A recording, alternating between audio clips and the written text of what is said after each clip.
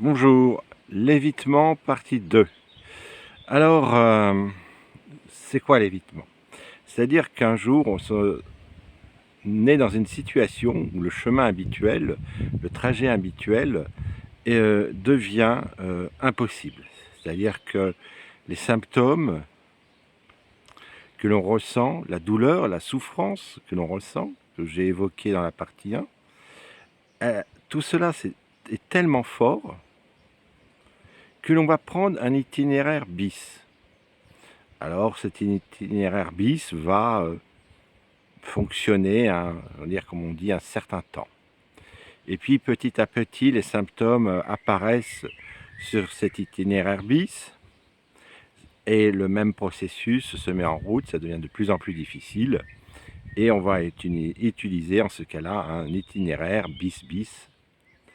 Et de nouveau, ça deviendra difficile et on peut imaginer un itinéraire bis bis bis et qui deviendra à son tour impossible à franchir, à traverser.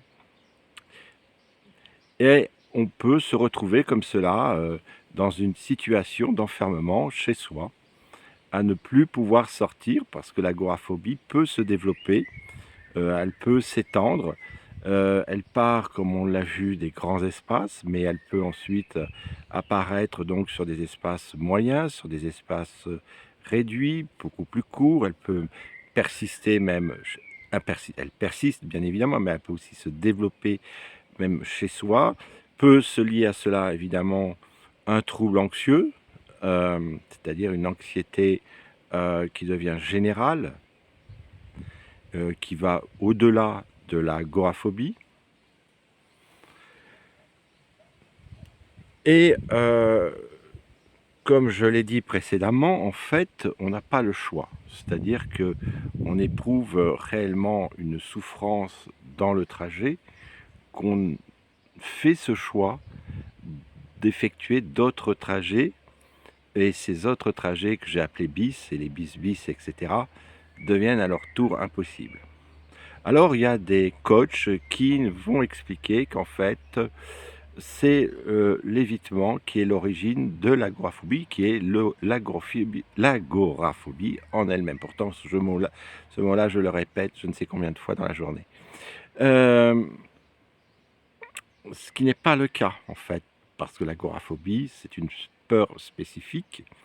Ce n'est pas l'évitement qui crée l'agoraphobie, que l'évitement ensuite soit à dépasser, à surmonter et à ce que l'on puisse reconquérir le terrain, c'est logique et c'est évidemment tout le but, la démarche des thérapies.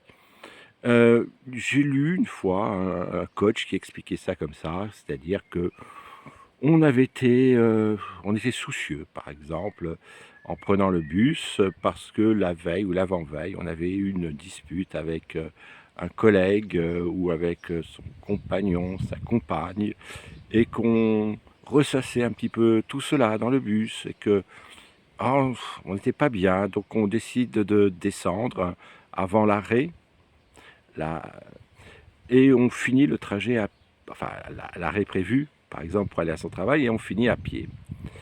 Et ensuite, ça rejoint une vidéo précédente, c'est ce qu'on appelle le cercle vicieux, euh, ou le cercle de l'enfer.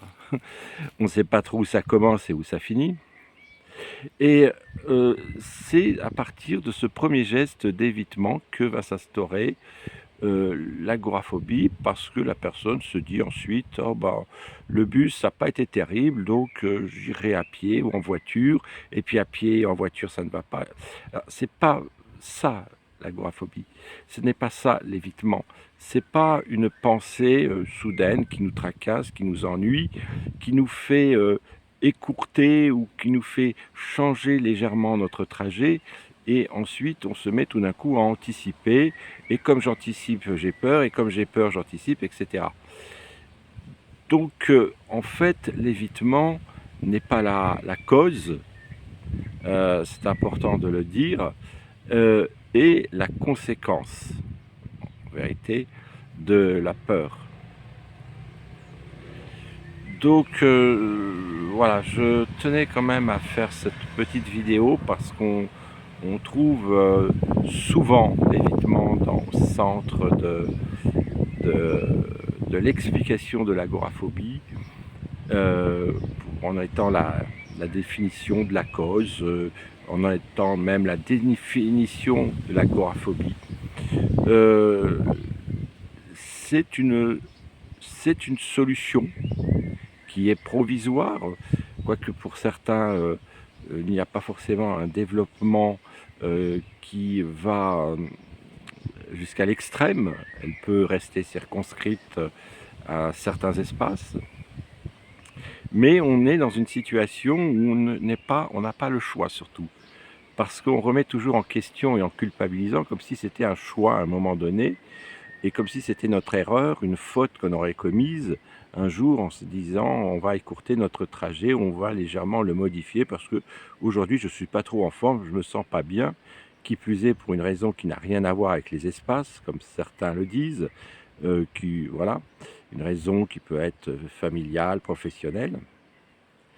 Et en fait, on est face à des possibilités physiques qui sont largement diminuées et qui entraînent, en tous les cas, entraînent une souffrance telle que l'on n'a pas d'autre solution que de chercher, en fait, des solutions, euh, ça fait beaucoup de solutions, d'évitement, d'autres trajets, des bis, des bis, de bis, de bis, de bis, et puis à la fin, on ne fait plus rien parce qu'on n'arrive plus à sortir. Eh bien, on n'y peut rien, on n'en est pas responsable, nous n'avons pas choisi cela, c'est dans le développement même de l'agoraphobie. C'est très important de le retenir parce que on subit, enfin moi je trouve que l'on subit, nous les agoraphobes, tellement d'explications, j'ai envie de dire vaseuses et en tous les cas très culpabilisatrices que il faut, je crois, se réapproprier un petit peu notre problème de santé et le redéfinir pour mieux l'expliquer aux thérapeutes sérieux en tout cas, et laisser de côté un peu les coachs aux formations vite faites et à la science infuse, et les laisser un peu là où ils sont. Mais nous, je pense que c'est important parce que la santé mentale, c'est le parent pauvre de la médecine. Et comme je l'ai mis dans une vidéo précédente, je ne vois pas beaucoup de progrès. Donc il faut des fois un petit peu faire table rase de ce qu'on peut lire, de ce qu'on peut entendre, et de redéfinir les choses, de repréciser des points et en discuter avec nos thérapeutes euh, afin de mieux préciser les choses. Donc ne culpabilisons pas de l'évitement. L'évitement, on ne peut pas l'éviter. Il est inévitable à un moment donné. Il est ainsi. Bien évidemment que pour guérir, il va falloir de nouveau affronter les situations. Ça sera l'objet de vidéos suivantes, car j'ai beaucoup d'idées de vidéos sur l'agoraphobie. C'est le but de cette chaîne. Je vous retrouve pour la prochaine, qui sera un petit peu une nouvelle appellation justement de l'évitement. Je vous souhaite, j'espère que vous avez passé un bon visionnage. Voilà, je vais me répéter, mais je sais que la qualité de mes vidéos est médiocre, mais pour l'instant, tout cela me convient. Donc, je vous remercie, je vous salue.